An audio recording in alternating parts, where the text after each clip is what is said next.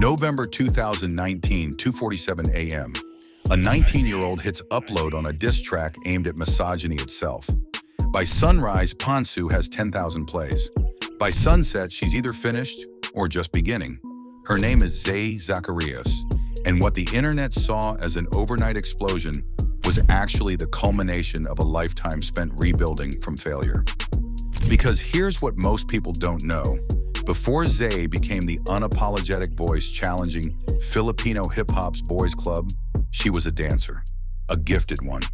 Part of You Peeps, training for international competitions, pouring everything into a single dream. And then that dream collapsed. Eat it up like it's a wet kitty cat. The foundation of Zay's story doesn't start with rap. It starts with something deeper, something woven into her DNA by her mother, a public school teacher who worked relentlessly to keep food on the table. That work ethic became Zay's blueprint. Her mother showed her that hard work wasn't optional. It was survival. And when you grow up watching that kind of sacrifice, you learn early, nothing gets handed to you. As a Filipino woman, I think we are all very hardworking. I would say that like one example is like my mom. My mom is very hardworking and she's one of my inspirations. Kita din naman sa mga OFW natin, ng mga Filipina, like sobrang hardworking nila to put food in their table for their family. So that's one thing that Filipinos have. But hard work alone couldn't save her first dream. Because in high school, Zay wasn't just dancing. She was training for the kind of opportunity that could change everything. Months of preparation, choreography drilled into muscle memory, the U.S. dance competition that represented everything she'd been working toward. Pandemic, I was heartbroken kasi I was gonna be competing sa US sa isang dance competition. Dancer? Yes, I was a dancer. Tapos, I trained for like months. I trained for months. And then, na-deny yung visa ko. So I was like, sobrang crushed. Then came the denial. Visa rejected, dream deferred, and for someone who had poured months into a single moment, the collapse was total. The aftermath was darker than most people realize. Depression hit hard, the kind that makes you question everything. Your worth, your talent, your purpose. For a young woman who had built her entire identity around movement, losing the ability to compete felt like losing herself. Kasi I was in such a really bad place nung pagkatapos ko nag-dance, and then music literally saved me. Wow. But here's where the story pivots.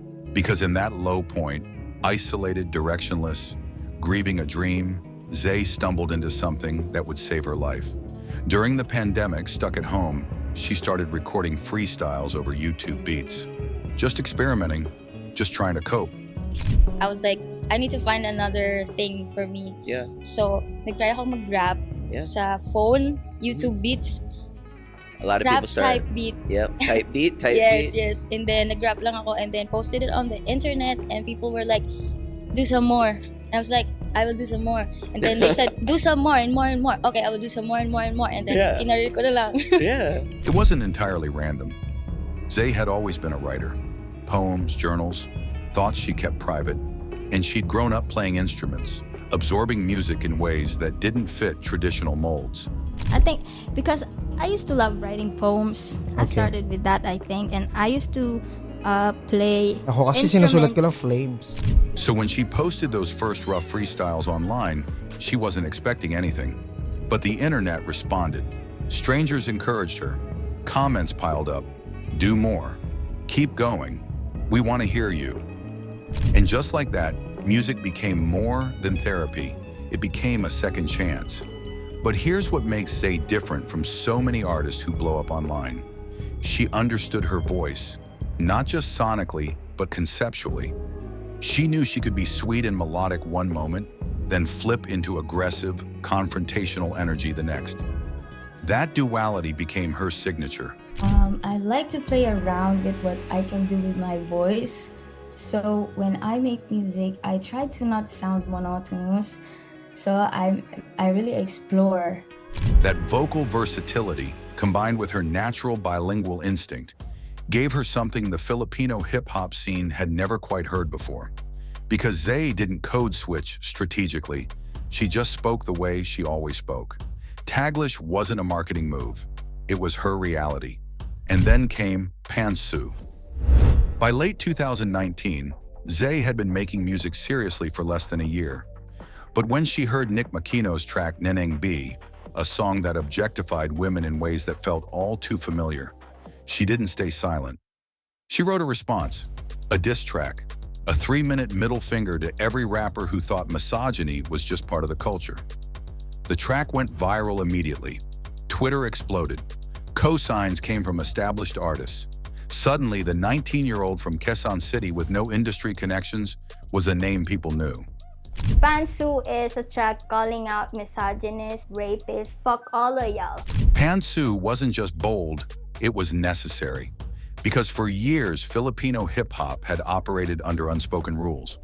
Women could exist in the scene, sure, but they were expected to stay in their lane, to be pretty, supportive, non-threatening, to embody the old Clara stereotype, demure, silent, subordinate.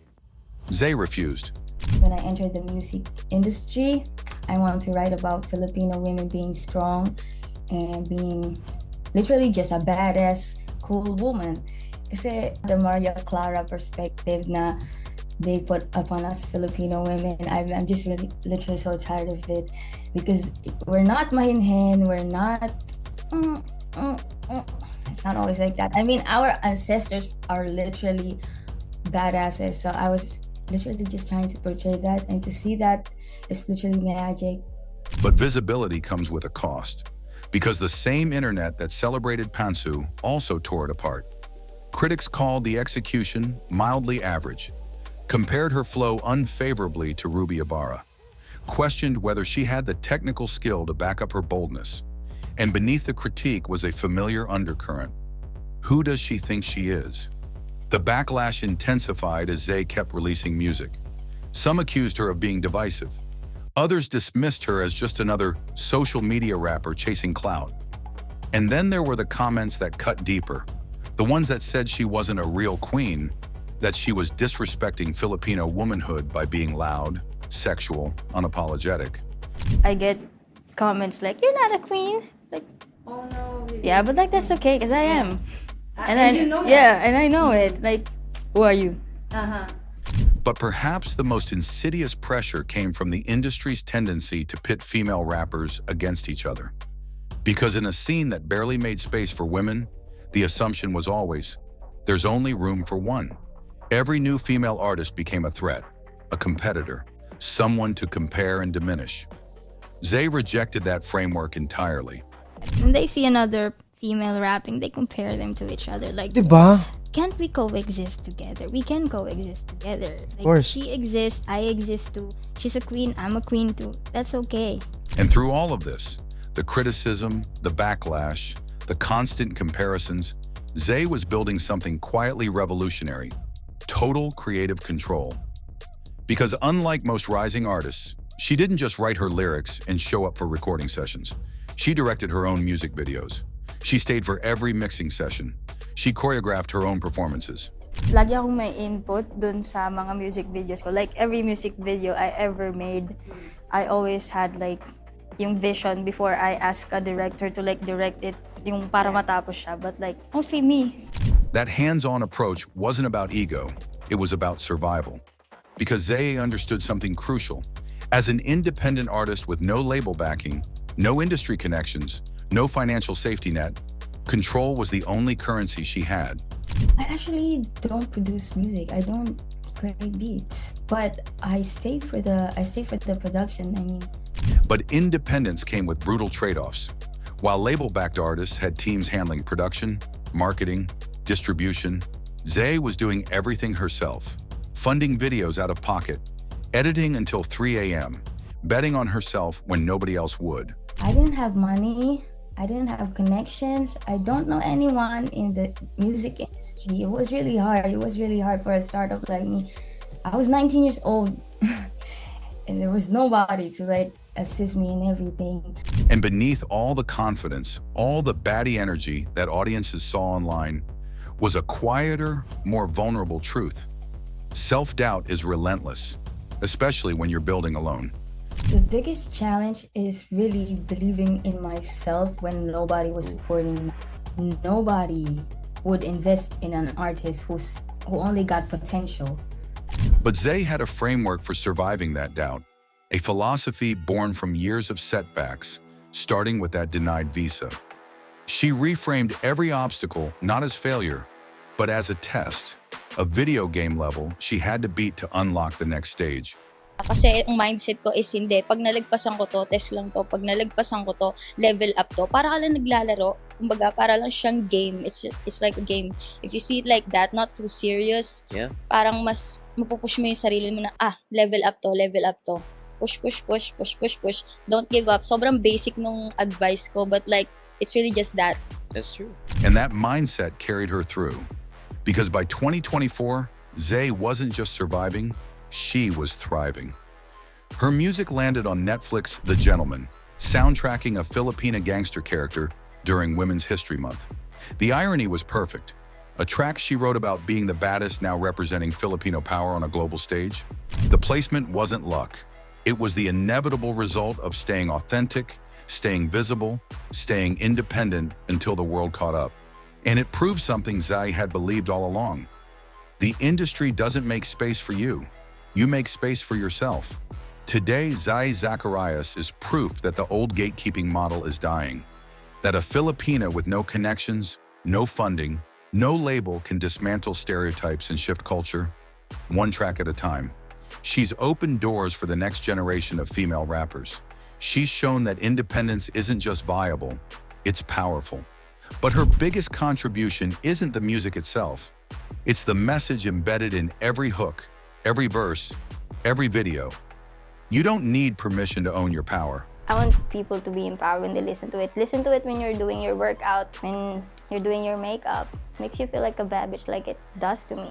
Because at the end of the day, Zay's story isn't really about rap. It's about what happens when you refuse to shrink.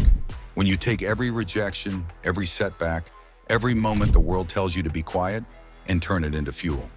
Someone, whoever looking at the screen right now, you don't have to prove them anything. Know your caliber. From a denied visa to a Netflix soundtrack, from depression to defiance, from a dancer who lost everything to a rapper who built a movement from nothing.